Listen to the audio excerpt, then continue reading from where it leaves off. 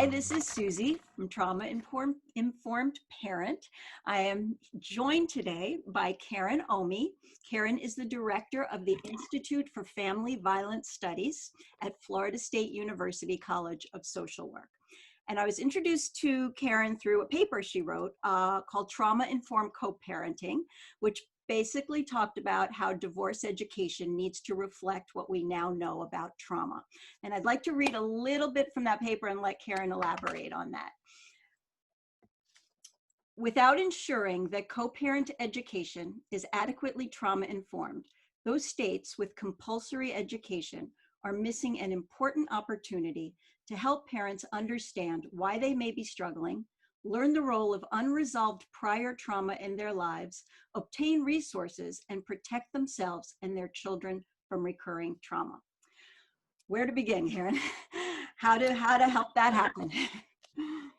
Sure. Well, first of all, thank you for having me, Susie. I mean, I'm just delighted with your project, and I'm delighted to be part of that conversation about trauma-informed care and making all of our systems trauma-informed.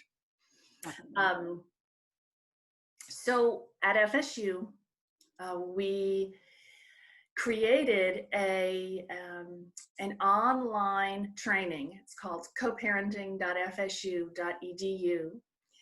It was funded by the Vandermark Foundation, and they were really interested in trying to provide some free resources for families who might not have the ability to go out and purchase a class or a book.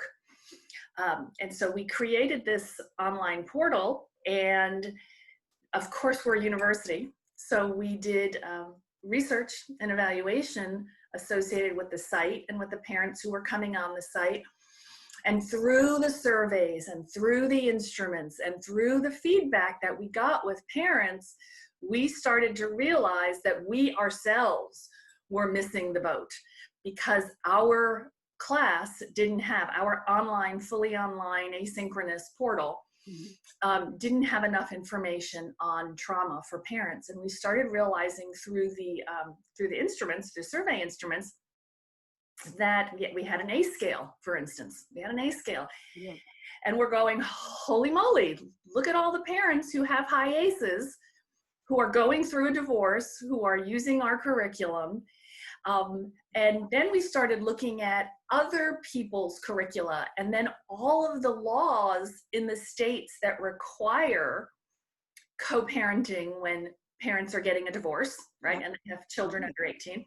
Most states, right? Right. Most states. And yet we couldn't find one that required that it was trauma informed, that it included information and material on trauma for parents. So that's that missed opportunity that we spoke of. And we've got, you yourself know, because you're an expert in this, we've known for over 2 decades that trauma has long-lasting negative impacts unless it's resolved. And so here we have parents who are going through a divorce. Absolutely one of the most emotional, and it can be the most grueling and unpleasant things that parents go through. Mm-hmm. And we're not being trauma informed about it, and we're not using that opportunity to educate parents about their trauma. So you've probably been back to it, and your viewers can go to it now. It has a module now on trauma. And in a little while, I think we'll show your viewers an animated video from that curriculum. Yes. And the important thing that we're really excited about, and that I'm so glad that you noticed, what we're doing is all of the systems, right? That's what the Centers for Disease Control say. Primary prevention is supposed to be systemic, right? So we should have, all of our systems should be trauma informed, and we should be educating people and giving them insight into perhaps their own behavior, their own emotions, their own their lives. Yes, what does that look like specifically? Like, how might a parent who's experienced trauma differ in their reactions or their parenting from one who hasn't, and especially in a co-parenting situation? Right. So people who've experienced trauma, and have not resolved that trauma can have a range of behavioral effects. They may be less trusting of people. It may affect their ability to create and sustain relationships, right? It affects their communication style, their willingness to engage, their willingness to negotiate, right? Yes. And so that kind of gap is a really important gap in co-parenting, because co-parents have to negotiate constantly. Yes. We know that people who have experienced trauma, a great deal of trauma, may have that their reward processing and their risk processing may be a little skewed. In other words, they've experienced trauma before, they've been promised things. Let's say as a child, they experienced a great deal of trauma, and they had promises made and promises were never kept. And so promises mean very little to a person who's experienced that. That's a key point. Same thing with risk. Same thing with risk, Susie, right? You think about it. If somebody says, you know, I'm really here to help you, and in the past, the people who've said that haven't helped but have hurt, right? Then you're going to see risk everywhere. Yes. You're going to see risk everywhere. So that's just two examples. That's helpful. And addressing that is painful. So how to get parents to engage with the program, because it's obviously more than just a lecture about trauma, how to actually help them engage when addressing those feelings of being betrayed as a child can be so painful to resurrect. How do you do that? Well, I think the very first step is getting them to even understand that it's not what's wrong with me, it's what happened to me, right? Getting them to reflect on their own experiences can be pretty life-changing, right? And so getting people to say, okay, well, that happened to me, and even though it happened to me 20 years ago, or 10 years ago, I'm still affected by it because I haven't actually sorted through it, and I haven't actually resolved it, and I do have some reactions that come from a place that I hadn't thought about for a while. So getting parents to engage, I think one of the things that we've learned is that parents who haven't been exposed to this information before are really interested in it. They're really interested in it. It is that light bulb moment. It is that holy moly moment of, I didn't realize that this could still impact me. Well, it's somewhat freeing too, to know that there's, you know, that you can talk about this. And the point you made about, rather than what's wrong with you, what happened to you, is, I would think, so empowering. That's right. So there is that empowering. And then there's, well, what are you going to do about it? And we do talk about the range of things that are possible. There are things that are simple, sort of some self-help tools. We've known that journaling, we used to call it journaling, now we call it reflective writing, can help people gain a perspective of their experiences. We also know that people may not be able to afford clinical services. Some may not, but that there are also community-based services that might be helpful, including religious-based services that may be helpful for folks. So the idea is that there are ways for people to learn new coping skills, to learn to reflect, and people just have to start, right? We don't insist that people, after they take this, okay, well, now they're going to take it and now they're going to go into counseling, right? That's not the requirement. It's, we want you to have this information. Knowledge is power. We think that it will help some people, and we think that some people will decide to maybe go to counseling, maybe go to faith-based services. That's nice. You're offering a stepping stone without pushing anything painful. It's just, you know, the baby step forward. You mentioned the video. I think this might be a good time to show that video. So do you want to intro it a little bit? Okay, there are a variety of restorative narratives and videos that are on this training. This one is a an animated video. And the reason we did it in animation is because we wanted it to be culturally inclusive, so that people could picture themselves in basically in place of the character, and to be thinking about the steps of healing. Okay, it's very well done. This is the video. When you're going through a separation or divorce, or working out the shared parenting of your child, or adjusting to any major life change, life can be stressful. You may have had other stressors in your life, some harder to get over than others. But not all stress affects us in the same way. One source of toxic stress comes from adverse childhood experiences, or ACEs. You might have experienced these growing up. It's important to learn about them. What are ACEs? ACEs include a variety of negative experiences, such as physical abuse, sexual abuse, emotional abuse, parent abused in the home, physical neglect, emotional neglect, incarcerated household member, parental addiction, parental mental illness, parental separation or divorce, and witnessing violence.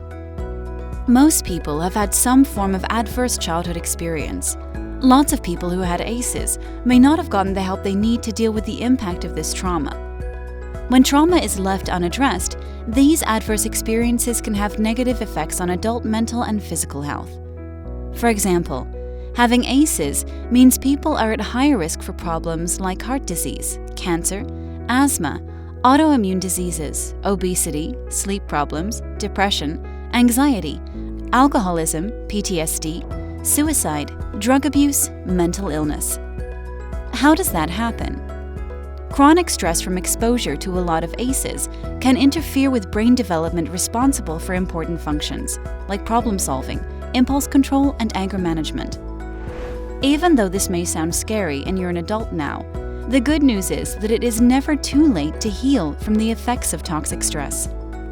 It may be helpful to know that the unresolved trauma can make it harder to deal with stress later on in life. So if you find yourself struggling to cope with the challenges of divorce or learning to co-parent, don't blame yourself. Instead of asking, "What's wrong with me?" try reflecting on what happened to me. It can be empowering to learn that there may be a reason why you're struggling.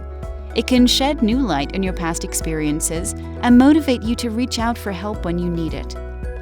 Even if you have never had any childhood trauma, understanding how stress affects children's development can help you make smart co-parenting decisions for your own children now. Because a divorce or separation can be stressful for your children, just like it is a source of stress for you.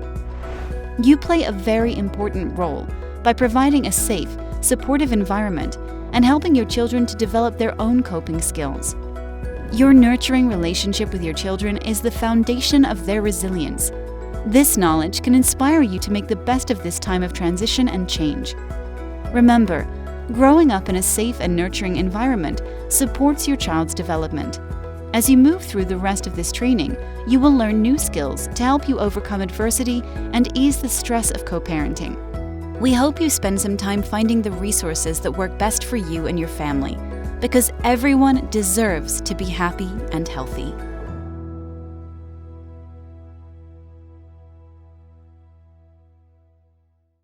Wow, thank you. That is excellent. Thank you. And where can people watch that if they want to see it again anywhere? Yeah, well, I guess they can rewatch. coparenting.fsu.edu. Great. Now, what if in a co-parenting situation, one parent is on board with this and the other isn't? How do you handle that? Sure. I mean, that's the classic question about co-parenting, right? You've got to have two people who are willing participants in the parenting and the sharing of responsibility. But I think trauma is also a individual issue. So I think that even if another parent doesn't have the support of the other parent, they can still deal with their own emotional reactions and their own, right? So that they themselves can be healthy. Sometimes that helps model for the other parent, which can bring along somebody who maybe has, is reasonable, can see that this is helping their former partner, and can then follow suit. right? And then say, okay, I'll go ahead and take this too. But you're learning about your own trauma and the impact that it has on your life is something that is really about you. Yes. And it doesn't depend on anybody else. And it just shows you can control your reactions and your behavior, not necessarily somebody else's. And that in and of itself is helpful for a child to at least see, one parent doing if the other parent is unable to do it. What's the reaction been, among other legislators or other places around the country? Do you see this catching on? Well, not yet, but I think that there's some potential for it. I mean, I think the laws have been on the books about co-parent education for a long time. And so I would hope that it's a time for policymakers to take sort of a fresh look, like how can we boost this? How can we make it new? How can we improve this? Because we do need to keep up with the literature and the research. And we do need to make sure that we go back and we look at our laws and make sure that they are doing what they're supposed to do. Mm-hmm. And I would argue that without a trauma-informed approach, then our current co-parenting curricula that exists out in the world is lacking a really essential feature. Could not agree more. I would think Dr. Nadine Burke-Harris's work is helpful. Absolutely. For you guys. Wow, this is a lot of great information, Karen. Is there anything else that I've missed? Anything else you'd like to add? First of all, I just want to thank you for your wonderful site and the work that you're doing, because it's people like you who are spreading the word that it's more than just researchers, and it's more than just the child welfare or the juvenile justice or the criminal realms that need to understand this information. It's all of us. So thank you very much. And I hope people will go and use the curriculum. I do too. We will put up the link on the Facebook page, on this video, and on the YouTube channel, as many places as we can. I so appreciate it, Karen. Thank you. Thank you, Susie. Have a great day. This is Susie, trauma-informed parent. Have a great day.